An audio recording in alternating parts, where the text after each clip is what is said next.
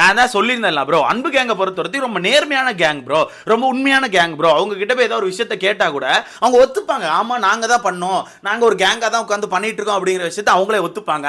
அந்த வகையில் நேற்று நைட்டு நம்ம கனியவர்கள் இருக்காங்கல்ல, இந்த அன்பு கேங்கோட தலைவி, அவங்களே ஒத்துக்கிட்டாங்க. நம்ம ஒரு குரூப்பாக தான் இருக்கோம், நம்ம ஒரு குரூப்பாக சேர்ந்தா அந்த வீட்டுக்குள்ள எல்லா விஷயத்தையும் பண்ணிட்டு இருக்கோம்னு சொல்லிட்டு அவங்களே ஒத்துக்கிட்டாங்க. அவங்களுக்கே தெரிஞ்சு போச்சு, ஆஹா என்னடா நம்ம தான் அடுத்த அன்பு கேங் 2.0 அப்படின்னு சொல்லிட்டு அவங்களுக்கே தெரிஞ்சு போச்சு. நேற்று நைட்டு உட்காந்து அதை பற்றி பேசிட்டு இருக்காங்க. ஒரு சில விஷயங்கள் நடந்துச்சு. அதாவது இன்னைக்கு நடக்க போற டாஸ்கை பத்தி ஒரு சில விஷயங்கள் பேசினாங்க. முக்கியமா நம்ம சபரி அவர்கள், அவர் எப்பவும் போல ஒரு சில ஆக்டிங்கை போட்டுட்டு இருக்காரு. என்னென்ன விஷயங்கள் அப்படிங்கறத மொத்தமா பார்த்துடலாம். அதுக்கு முன்னாடி இந்த வீடியோ லைக் பண்ணிட்டு சேனலை சப்ஸ்கிரைப் பண்ணி எனக்கு கொஞ்சம் உதவியா இருக்கும், பார்த்து தட்டி விடுங்க.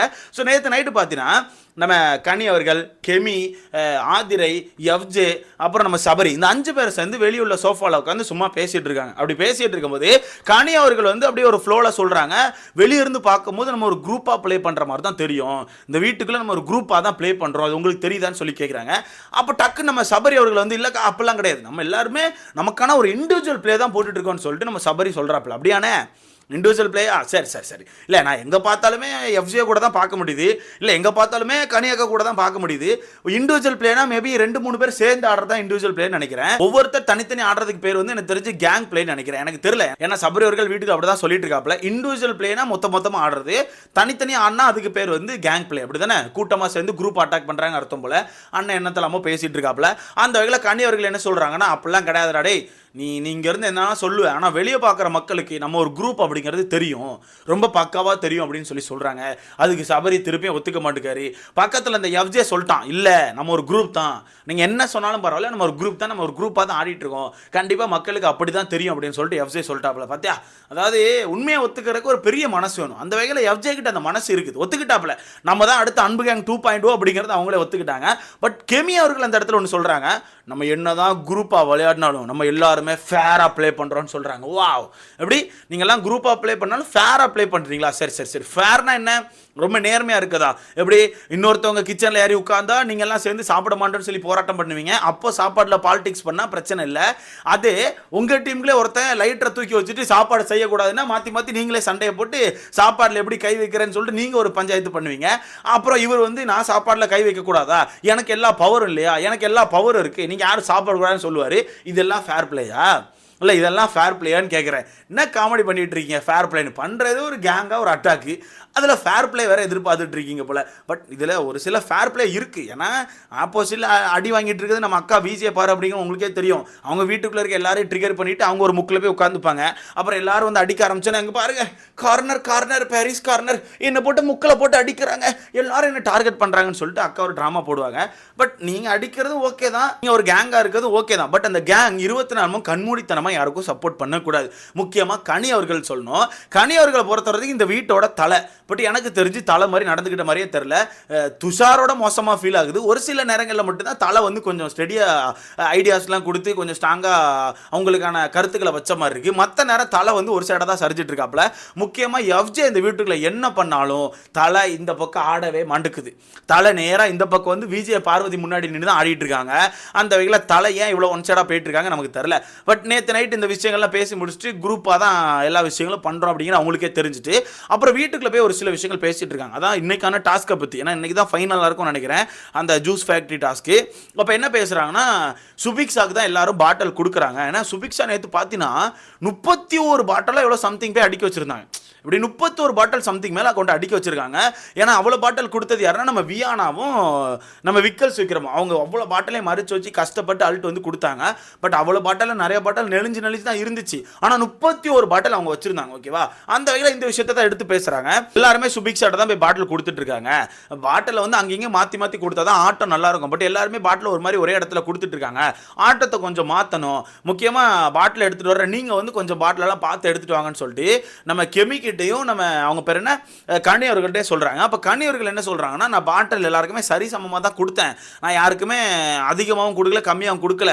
பட் நான் சபரிக்கு தான் ஃபஸ்ட்டு கொடுத்தேன். சபரிக்கு என்னோட நல்ல நல்ல பாட்டிலை கொடுத்துட்டு வேஸ்ட்டான பாட்டிலை கொண்டு நான் சுபிக்ஸா கொடுத்தேன். மற்றபடி நான் எல்லாமே கரெக்டாக தான் பண்ணிட்டு இருக்கேன்னு சொல்லிட்டு ஒரு பிளானை போட்டு இன்னைக்கு பாட்டில்ஸ் எல்லாமே மொத்தமாக ஒன்று சபரிக்கு இல்லாட்டினா ஆதிரைக்கு, இந்த 2 பேருக்கும் தான் கொடுக்கணும்னு சொல்லி முடிவு பண்ணிட்டாங்க. இந்த 2 பேருக்கு தான் கொடுக்கணும் அப்படின்னு. ஏன்னா எஃப்ஜே பொறுத்தவரைக்கும் தெரிஞ்சு போச்சு, அவன் ஆட்டத்திலே இல்லை. இதுக்கப்புறம் கடைசி நாள் ஜெயிச்சும் ஒன்றும் பண்ண போகிறதில்ல. அதனால அவனுக்கு வந்து தேவையில்லை. அவனுக்கு 2-3 பாட்டில் வந்தால் போதும், அவன் மற்றபடி உள்ளே உட்காந்து கிறுக்காகிட்டு சுற்றிட்டு இருப்பான். பட் இவங்களுக்கு பாட்டில் தேவை.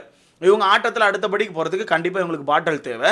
அதனால தான் பாட்டில் கேட்குறாங்க. அப்போ இவங்க சொல்லிட்டாங்க, நான் வந்து நாளைக்கு கண்டிப்பாக உனக்கு பாட்டில் எடுத்துகிட்டு வந்து தாரேன்னு சொல்லிட்டு. பட் இப்போ என்ன பொறுத்தவரைக்கு சபரிக்கிட்டையுமே காயின்ஸ் இல்லை. எனக்கு தெரிஞ்சு சபரிக்கிட்டையுமே 2-3 காயின்ஸ் தான் இருக்கும். ஏன்னா நேற்று 3 காயின்ஸ் வாங்கினாங்க. அதில் 2 காயினை வந்து உள்ளே கொடுத்துட்டதா கேள்விப்பட்டேன். ஒரு காயின் தான் அவங்கள்ட்ட இருக்கும். அதுக்கு முந்தின நாள் எனக்கு தெரிஞ்சு ஒரே ஒரு காயின் தான் வாங்கினேன்னு நினைக்கிறேன். ஸோ மொத்தமே 2 காயின் தான் சபரிட்ட இருக்கும். என்ன தான் போராடினாலும் எனக்கு தெரிஞ்சு சபரியால் வின் பண்ண முடியாது. ஆதிரி அவர்கள்ட்ட எனக்கு தெரிஞ்சு 2 காயின் தான் இருக்கும், வேறு காயின் இல்லை. ஸோ இவங்களுக்கு எவ்வளோ தான் பாட்டில் கொடுத்தாலுமே இவங்களால் வின் பண்ண முடியாது. ஆனால் ஆப்போசிட்டில் இருக்க நபருக்கான அந்த ஆட்டத்தை குறைப்போம், அதை கொஞ்சம் திருப்பி விடுவோன்னு சொல்லி பிளான் பண்ணுறாங்க. பட் அந்த பிளான் எந்த லெவலுக்கு சக்ஸஸ் ஆகும்னு எனக்கு தெரியல. பட் எனக்கு இந்த இடத்துல ஒரே ஒரு சின்ன மன வருத்தம் என்னன்னா, இவங்க கேங்காக ஃபார்ம் பண்ணி விளையாடுறதெல்லாம் ஓகே, இவங்க கேங்குள்ளே யாராவது ஒரு தப்பு பண்ணாங்கன்னா அதையும் உடச்சி பேசணும். முக்கியமாக கேப்டன் வந்து யாராவது ஒரு தப்பு பண்ணுறாங்கன்னா அந்த இடத்துல நிற்கும் போது தப்புன்னு தெரிஞ்சா அந்த ஆளையும் அட்டாக் பண்ணி பேசணும். எஃப்ஜே நேற்று ஏகப்பட்ட வார்த்தைகளை விடுறான், ஒரு மாதிரி மார்க் பண்ணுறான், கிண்டல் பண்ணுறான், நிறைய விஷயங்களை பண்ணுறான். அதை கொஞ்சம் தட்டலாம், அதை தட்ட மாட்டேங்காங்க. ரெண்டாவது ஆதரவர்கள் வந்து வினோத் மூஞ்சிலெல்லாம் ஒரு மாதிரி காலை தூக்கி காமிச்சிட்டு ஒரு மாதிரி சண்டையை போட்டு உருண்டு ஒரு நிறைய விஷயங்களை பண்ணாங்க. அது மட்டும் இல்லாமல் ஆதரவர்களுக்கான 2 பாட்டிலை ரிஜெக்ட் பண்ண ஆரம்பிச்சோன்னே அவங்களுக்கான மொத்த பாட்டிலையும் தள்ளி விட்டு பாட்டிலெல்லாம் எடுத்து ஃப்ரண்ட்லலாம் வீசினாங்க. அது விஜே பார் மேலே அடிபட்டுச்சா இல்லை ஃப்ரண்ட்டில் உள்ள கண்ணாடி மேலே அடிபட்டுச்சான்னு தெரியல. பட் பாட்டிலெல்லாம் வீசினாங்க. ஸோ இந்த மாதிரி ஏகப்பட்ட விஷயங்களை பண்ணுறாங்க. பட் அங்கெல்லாம் போய் நீ இப்படி பண்ணியிருக்க கூடாது, நீ பண்ணது எல்லாமே தப்புன்னு சொல்லிட்டு ரகடா பேசுவாங்களான்னு கேட்டிங்கன்னா இல்லை. அது கேப்டன் மோட்ல இருந்தாலும் சரி, இல்லை இந்த பாட்டில் பிறக்கிற மோட்ல இருந்தாலும் சரி, எந்த மோட்ல இருந்தாலும் அவங்க கேங்குள்ள யாரையுமே திட்ட மாட்டுக்காங்க. எடுத்தடுப்பில் விஜே பார் தான், எடுத்தடுப்பில் விஜே பார்வை போட்டு திட்டிட்டு இருக்காங்க. ஸோ அந்த வகையில் கனி அவர்களுக்கு எனக்கு தெரிஞ்சு இந்த வீக்கெண்ட் பயங்கரமான ரோஸ்ட் இருக்கும்னு நான் நினைக்கிறேன். கண்டிப்பாக விஜே பார் போட்டு கொடுப்பாங்க. விஜே பாரு கண்டிப்பாக போட்டு கொடுப்பாங்க, போட்டு கொடுக்காமலாம் விட மாட்டாங்க. நேற்று நைட்டே விஜே பாரு அந்த கேங்கை போட்டு பொழந்துருப்பாங்க, கண்டிப்பாக பார்த்துருப்பீங்க. நேற்று நைட்டே போட்டு அந்த கேங்கை போலன்னு பொழந்துட்டாங்க. டாஸ்க்குன்னு வந்தால் குரூப் ஆடுற மாதிரி ஆடிட்டு நைட்டோட நைட்டாக வந்து எங்கள் வீட்டில் எல்லா நாளும் கார்த்திகேன்னு சொல்லி சுற்றிட்டு இருக்கீங்களாடா, என்னடா கேம் உங்கள் கேம் அப்படின்னு சொல்லிட்டு நேற்று நைட்டு போட்டு போலன்னு பொழந்துட்டு இருந்தாங்க. பட் அதுதான் உண்மை, அவங்க கேமே அப்படி தான் இருக்குது. ஒரு மாதிரி கூட்டமாக சேர்ந்துட்டு எல்லா விஷயத்தையும் பண்ணிட்டு இருக்காங்க. இப்போ நேற்று கூட நீங்கள் கவனிச்சு நான் QC பண்ணுறாங்க, QC வந்து ஆப்போசிட் பண்ண ஆரம்பிச்சிட்டாங்க தெரிஞ்சிச்சு. பட் ஒவ்வொருத்தராக பேசி ஒவ்வொருத்தராக மாற்றி கேட்டு கொஸ்டின் வச்சு சண்டை போட்டு அது வேற மாதிரி போயிருக்கும். பட் இவங்க என்ன பண்ணுறாங்கன்னா மொத்தமாக கத்த ஆரம்பிச்சது. ஒரு சைடு எஃப்ஜே உட்காந்து கத்துவாப்பில், இன்னொரு சைடு ஆதிரை உட்காந்து கத்துவாப்பில், இன்னொரு சைடு நம்ம சபரி உட்காந்து கத்துவாப்பில், மாற்றி எல்லாருமே கத்தி அவங்க தான் அந்த வீட்டில் எல்லாம் அப்படின்ற மாதிரி ஒரு விஷயத்த காட்ட ட்ரை பண்ணுறாங்க. பட் என்ன பொறுத்தவரை அதுக்கு அவங்களுக்கு மிகப்பெரிய நெகட்டிவ் ஆகும் நான் நினைக்கிறேன். ஏன்னா கனியவர்களுக்கு போன வாரம் கூட பெருசாக நெகட்டிவ் இல்லை. போன வாரம் அவங்க கண்டென்ட்டே கொடுக்காம அமைதியாக தான் சுற்றிட்டு இருந்தாங்க. ஒரு சில சண்டைகள் தான் இருந்துச்சு. அப்போவே இந்த லெவலுக்கு நெகட்டிவ் வரல. பட் இன்னைக்கு வேற லெவலில் நெகட்டிவ் வந்திருக்கு. முக்கியமாக நேற்று நடந்த சம்பவத்துக்கு அப்புறம் மக்கள் பயங்கரமாக திரும்பிட்டாங்க. கனி என்னவா இப்படி பண்ணிட்டு இருக்க, கனி சனி அப்படின்னு சொல்லிட்டு என்னெல்லாமோ பேர் வச்சு ஒரு மாதிரி நெகட்டிவ் அள்ளி தட்டிட்டு இருக்காங்க. பயாஸ்ட் கேப்டன் அப்படி இப்படின்னு சொல்லிட்டு வச்சு செஞ்சுட்டு இருக்காங்க. என்ன பொறுத்தவரைக்கு கேப்டன் பயாஸ்ட் தான். ஆனால் சபரி அவர்கள் இன்னும் நடிக்கிறார் ப்ரோ, நிறைய விஷயங்கள் நடிக்கிறார். அவருக்குள்ளே இருக்க அந்த ஒரிஜினல் கேரக்டர் லைட்டாக வெளியே வருது, அப்பப்போ வருது, எட்டி பார்க்குது, அப்பப்போ உடச்சு உள்ளே அனுப்பிடுறாரு. இப்படி அப்பப்போ அப்படியே ஒரு மாதிரி உடச்சி இந்த கேரக்டர் வெளியே காட்டக்கூடாதுன்னு சொல்லிட்டு உள்ளே அனுப்பிட்டு திருப்பி நல்லவன் மோடுக்கு போயிட்டு ஒரு மாதிரி பேச ஆரம்பிச்சிடுறாரு. பார்க்கலாம் எப்போ வெடிப்பார் அப்படிங்கிற விஷயத்தில் வெயிட் பண்ணி பார்க்கலாம். நீங்கள் சொல்லுங்கள் ப்ரோ, இந்த டாஸ்க் உண்மையாகவே நேற்று இன்ட்ரெஸ்ட்டாக இருந்துச்சா, இல்லை ஒரு மாதிரி கிளம்ஸியா, ஒரு மாதிரி கொச்சன்னு மாற்றி கத்திட்டே இருந்தாங்க, ஒரு இலவும் புரியல, எவன் பாட்டில் எத்தனை சேவ் ஆச்சுன்னு தெரில, அந்த டாஸ்கே சுத்தமாக புரியல ப்ரோ அப்படின்னு மாதிரி யோசித்தீங்கன்னா மறக்காமல் கமெண்ட்டில் சொல்லுங்கள். என்ன கேட்டிங்கன்னா எனக்குலாம் ஒரு கட்டத்துக்கு அப்புறம் அப்படி ஆயிட்டு மாற்றி கத்தி அங்கே கத்துறாங்க, இங்கே கத்துறாங்க, தொழிலாளர் கத்துறாங்க, ஓனர் கத்துறாங்க, யாரெல்லாமோ கத்திட்டு இருக்காங்க. எல்லாரும் மாற்றி கத்தி அந்த டாஸ்கே அழிச்சிட்டாங்க அப்படிங்கிறத உண்மை. பட் இந்த டாஸ்க் இந்த லெவலுக்கு ஹீட் ஆகிறதுக்கு நம்ம பிக் பாஸ் தான் காரணம். நேற்று ஒரு காலைல ஒரு சம்பவத்தை பண்ணி வச்சாப்புல, அதுக்கப்புறம் தான் இந்த டாஸ்க் வந்து இப்படி ஹீட் ஆச்சு. பார்க்கலாம் இன்னைக்கு இந்த டாஸ்க் எப்படி போக போகுது, யார் வின் பண்ண போகிறா, யாருக்கு அந்த நாமினேஷன் ஃப்ரீ பாஸ் கிடைக்க போகுது, யாருக்கு அந்த நாமினேஷன் ஃப்ரீ பாஸை கொடுக்க போகிறாங்க, அதாவது எக்ஸ்ட்ரா இருக்க நாமினேஷன் ஃப்ரீ பாஸ் எல்லா விஷயங்களும் இன்னைக்கு தெரிஞ்சிடும் நினைக்கிறேன். ஸோ இதை பற்றி உங்களுக்கான கருத்தை மறக்காம கமெண்ட்ல போடுங்க. அடுத்த பார்க்கலாம்.